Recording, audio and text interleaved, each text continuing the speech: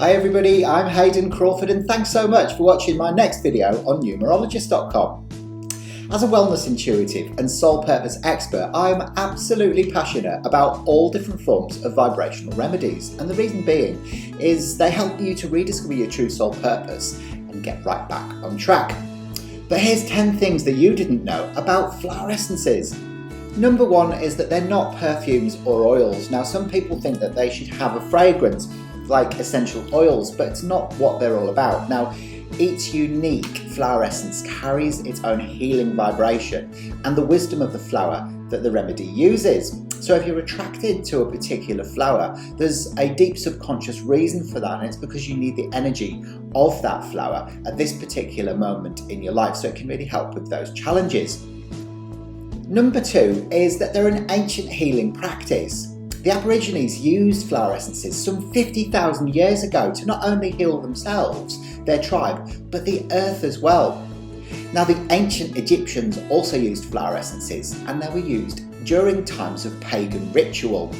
You might also have heard of Dr. Edward Bach. Well, he introduced Bach flower essences back in the 1930s, and these are used in pretty much the same way as the Australian bush flowers too. Number 3 is that they're used globally.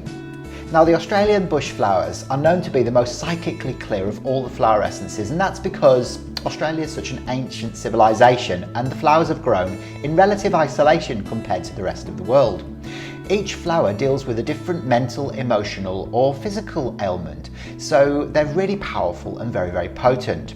What you find is that people living in Australia tend to resonate a lot more with the Australian bush flower essences, whereas people in Europe tend to go for the Bach flower essences. Number 4 is that the flower is the most evolved part of the plant, and that's why we use that within the tincture. The flowers are infused with purified water, leaving an imprint on the remedy.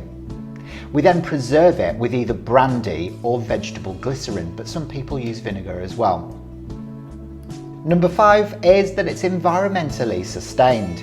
Now, flower essence therapy is one of the most environmentally friendly industries in the world because nothing is either harvested or destroyed in the process. In Australia, it's illegal to pick wild flowers in the public parks or on the road verges. And if you want to use flowers within the remedies, then it's really important to ask not only the nature spirits, but also the elders of the land that you're trying to find flowers on. Number 6 is that they are a non-invasive healing modality. Flower essences resonate with you on a very deep level, and they'll bring about profound healing and change for the better for you. Flower essences will bring subconscious fears to the surface so that they can be released through the realms of the heart, and they'll improve your self-awareness, self-love, self-esteem and self-confidence. They'll work on areas such as guilt, grief, anger and resentment, and help clear pathways for new and positive beliefs and behaviours as you move forward into your life with a lot more ease and grace. Number 7 is that they're extremely safe and supportive. Flower essences work on theories of vibration, so will target core issues. Now, they can start to work immediately, over a few days, or even weeks or months, depending on the issue that you're dealing with.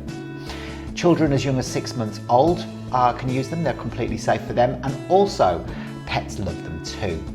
Now, although they don't necessarily work on the physical conditions of heart disease or cancer, they will start looking and unveiling the behavioural or belief patterns that sit behind the creation of those illnesses. So they are exceptionally powerful, and the more that you've worked on yourself prior to taking them, the better effect they seem to have. Number 8 is things can get worse before they get better, and especially if you're dealing with deep-rooted emotional trauma, which can play havoc when emotions rise to the surface to be released through the realm of your heart.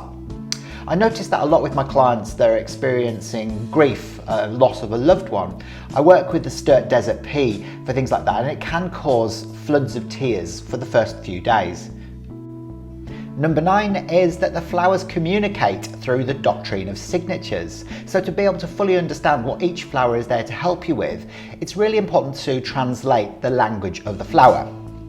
For example, if we go back to the Sturt Desert Pea I've just mentioned, this one communicates with not only its colour, its shape, its size, its smell, but also its numerology, the number of petals that it has.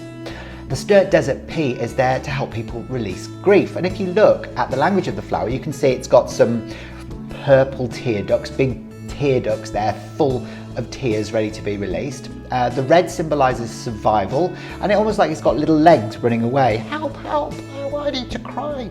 So when taking this flower, it'll help you release that grief so that you can move forward with a lot more happiness. And finally, number 10 is that they have versatile usage.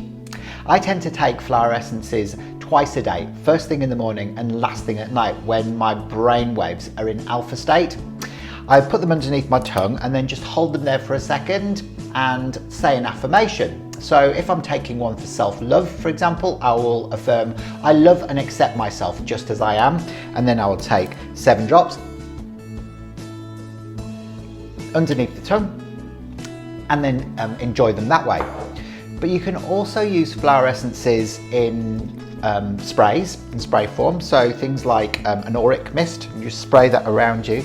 And again, just saying an affirmation, and what that will do is it will clear out any blocked emotions that are caught up in the outer causal bodies and then go back in and start working on the physical. You can use them in body creams, you can put them in your bath, you can even put them in water and sip them throughout the day. So it's entirely up to you how you want to use your flower essences, but always get advice from your practitioner and they'll be able to advise you on the best ways to use them.